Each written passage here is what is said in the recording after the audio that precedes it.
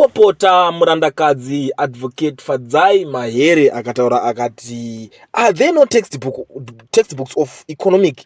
Why do they always make things up?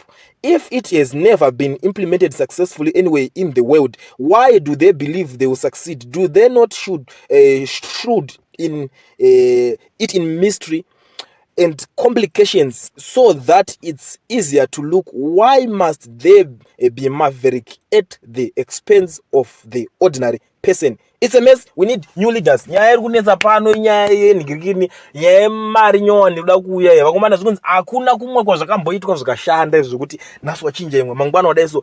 Hakuna ere kana mabhuku right ekuti vanombotora vombogara pasi voverenga voona kuti naye mano zvinoitwa sei zvinhu izvi. Pana kuti nhasi vadai mangwana vakadai. Ndo nyaya iri kutaurwa pano nava advocate Fadzayi Mahere vataura kuti vedway vari kuda kurova maexperiment nguva ichitofamba vachingoti nhasi vachinja imwe mangwana vazodai so ikonomi yacho haimbofe yakabhalanza naizvozvo zviri pasi. Because chimwe chinhu chinoshayisa mari simba munozviziva imimi, hatina kazvinhu zvinonyatsomanufacture kamuzimbabwe macho kuti mari inobva yazonzi yasimba zvise zvinoita dzimwe nyika dzakasimba because vane zvinhu zvakawanda zvavanoita zvavanga zvigadzira munyika dzavo zvinoita kuti mari yavo irambe ichiningira ikonomi yayo pachayo irambe yakabhalanza.